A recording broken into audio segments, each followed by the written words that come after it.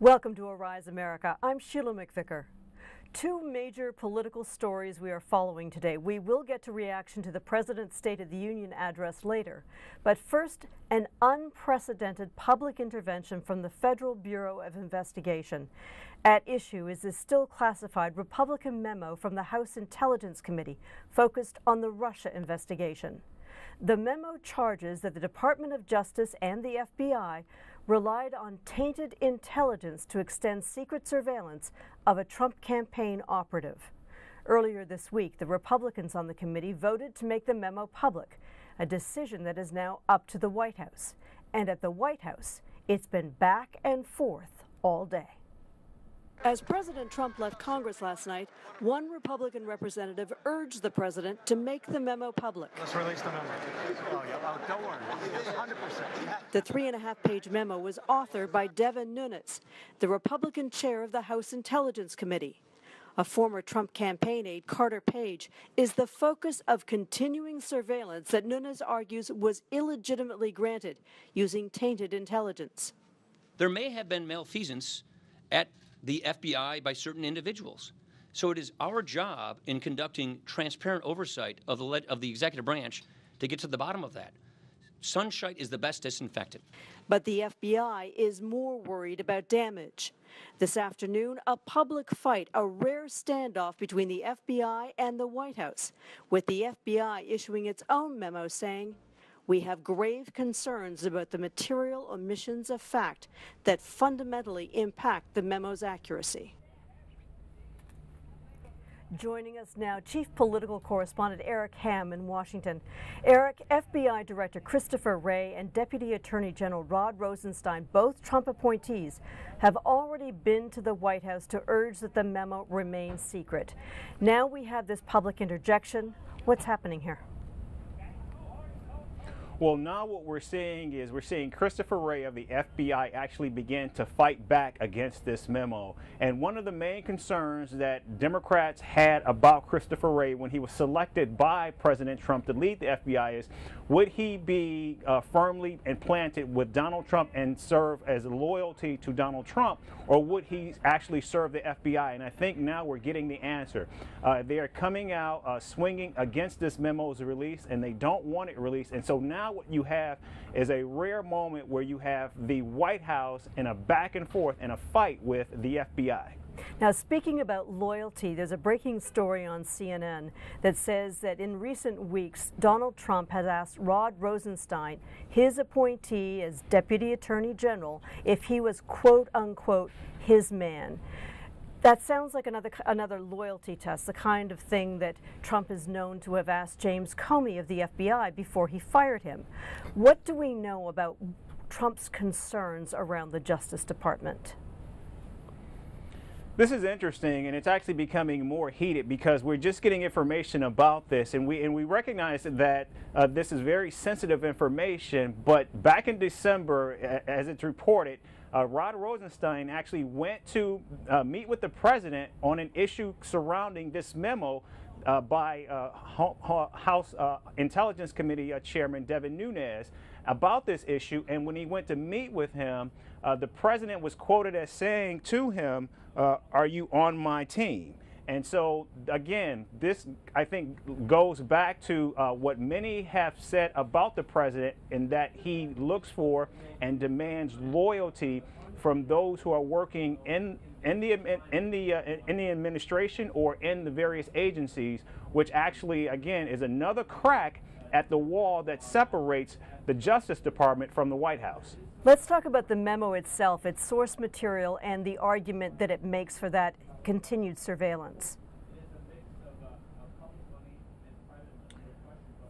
That's right. I mean, because what this does is there's sensitive information, and the FBI did not get an opportunity to completely vet the memo. But what we do know is there is some classified information in the memo, and Deputy Attorney General Rod Rosenstein has actually gone to the White House Chief of Staff, actually asking him to not release the memo. And so now what we have is we just have this back and forth taking place within the White House, within the Justice Department, and now we just don't know where things stand at this point. What's the overall Republican goal here? What do they want to achieve by doing this?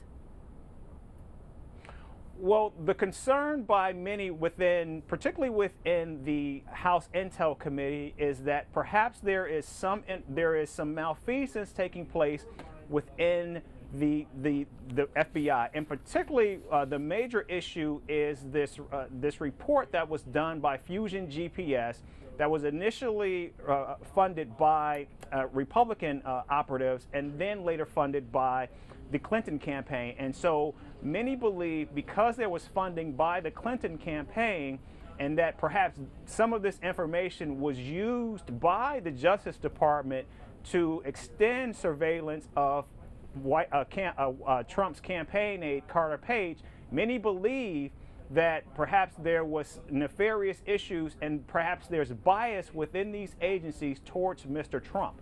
And so now what we're seeing not only the White House, but supporters of President within Congress pushing back hard against the esteemed Justice Department and the FBI. Now to President Trump's first State of the Union and his appeal for unity, an appeal his critics say was undermined by seeds of discord.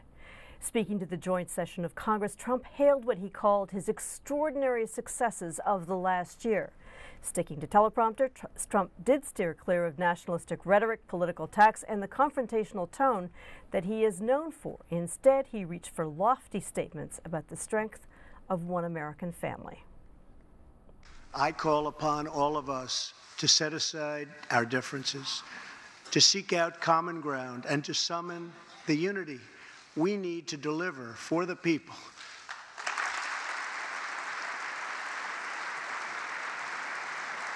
Americans love their country, and they deserve a government that shows them the same love and loyalty in return. I am asking Congress to pass legislation to help ensure American foreign assistance dollars always serve American interests and only go to friends of America, not enemies of America.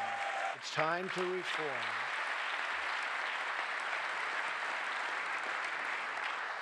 These outdated immigration rules and finally bring our immigration system into the 21st century. All of us together as one team, one people, and one American family can do anything.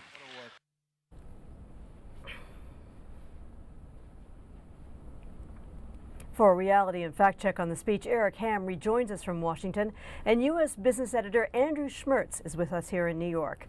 Beginning with you, Eric, the president laid out his plans for immigration reform, something that he desperately needs bipartisan support for. Is he going to get it?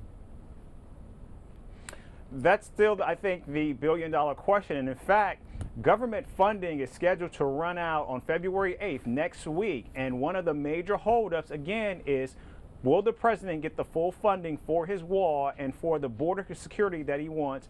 And will the Democrats be satisfied with a pathway to citizenship for the Dreamers? Andrew, let's go through a few of the president's claims for success, starting with the big one, his only major legislative win, and that's tax reform, which he described as the biggest in American history. How do you do? Well, it's by far not the biggest in American history. It's not even the 7th biggest in American history by one standard. Ronald Reagan's tax cuts, when looked at the entire economy and the size of the economy as a whole, are the biggest tax cuts since 1918. The Committee for Responsible Federal Budget, there is such a committee, says it's the 8th largest tax cut since 1918. So he's off by a lot on the tax cut number. But he says it enough times, people will believe it. Another claim of the president that after years of stagnation, we're finally seeing wages rise. How did he do on that one? Well, there have been years of stagnation. That is correct. But in fact, wages are rising at the same level they've been rising for about 5 to 10 years now, which is at the pace of inflation. But we are, in fairness, we are starting to see some wage acceleration. It's not accurate to say wages are rising for the first time in decades, though, because that's not true. However, we might get some reports over the next quarter that they're rising faster than they have been. I think he's a little bit ahead, though. Eric, for you, we didn't hear a lot of the red meat he's been typically known to throw to his base. How is this speech playing with them? Actually, if you look at the point that he made about the pathway to citizenship for the Dreamers, you saw many of the Republicans in that room not clap, not stand, so they are not enthused about this at all. If I can point out, there was one particular area in the speech that I thought was very surprising, and he touched on this, and that's the issue of prison reform. And that's not something that Republicans particularly actually are enamored about. And if you look at what's going on in the Justice Department, particularly what Attorney General Jeff Sessions is doing and rolling back all of the regulations that President Obama put in place, it was very striking, because now what it looks like is you're seeing two different policies. One the president is focusing on, and a very different one, a more hardline approach that Jeff Sessions is taking, and that's the route that many Republicans actually are supportive of. Andrew, the president also made some claims about clean coal and about America now being an exporter of energy. America has exported energy for a very long time. The president seemed to imply that it was now a net exporter of energy. Yeah, that's not accurate. It was for a little bit, a few years ago, we exported more, but now it's upside down again. We are greatly increasing our oil production, but we're not exporting more. We're not exporting more, certainly, than we're importing. The president's great achievement here, that he says, is the Keystone Pipeline. The key with the Keystone Pipeline, if you will, is it's actually bringing in oil from a foreign country, Canada, to deliver to Mexico. So it's not really to say that we're exporting more than we're importing. It is getting closer, but it is not true at the moment. Eric, the CNN poll of viewers of the State of the Union say that this is the least positive ratings of any State of the Union since pollsters started asking that question in 1998. So what's the message out of that for the White House? Well, this is a president who believes that all the world is a stage, and he took it last night. And I think he will try to spin this to say that he got the message across that he wanted, that his supporters, his base is with him, and that they were happy with the speech. I think the Republicans are as well. The question becomes, when the rubber meets the road, and we're going to see that very quickly when it's time for both Republicans and Democrats and the White House to get together to work out a budget to actually keep the government open after next Friday. Thanks so much to Eric and Andrew. Thanks.